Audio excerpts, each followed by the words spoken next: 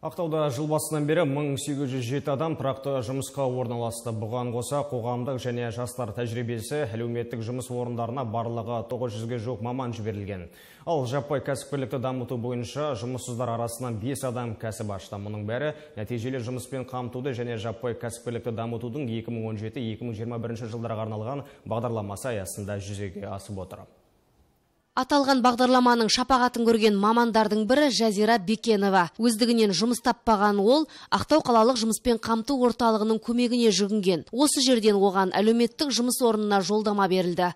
Уақытша келген маман біліктілігін дәлелдеп тұрақты жұмысқа қалды. Маман ретінде өзімді дамытуға және де өзімді жаңағы балалар арқылы осы өзімнің жұмысымды жасауға ары қарай дамытуға үлкен септігін тигізді. Балаларға қазіргі таңда қазақ тілінен осындай жасөспірімді дамыту сабақтарынан сабақ беремін. Балаларға бұл жерде өте тиімді, барлық жағынан да, тіл жағынан да, даму жағынан да. Облыстық экономика және бюджетті жоспарлау басқармасы жұмыссыздық арқылы келген 2 адамды тұрақты жұмысқа қабылдады.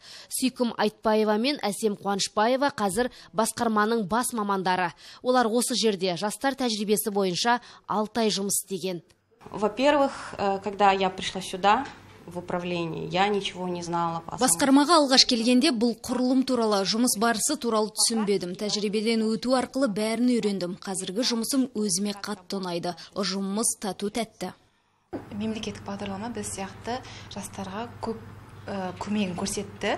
Яғни осы бағдарлама арқасында мен өзім тұрақты жұмыс орнымды таптым. Өте зор үлесін қосты деп ойлаймын. Себебі осы жұмысқа дейін өзіме көп тәжірибе алдым. Және де осы ұжыммен бейімделіп араласуыма көп көмегін көрсетті.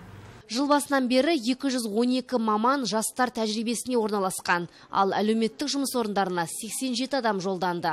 56 азамат сұранысқа ие мамандықтарға оқып, оның 12-сі жұмысқа орналасуға дайындық үстінде. Нәтижесі қазірде көрініп тұр. Бізде 10 шақты адам бүгінгі таңда, мысалы Ақтау лифт мекемесінде 4 адам жұмысқа орналастырылды.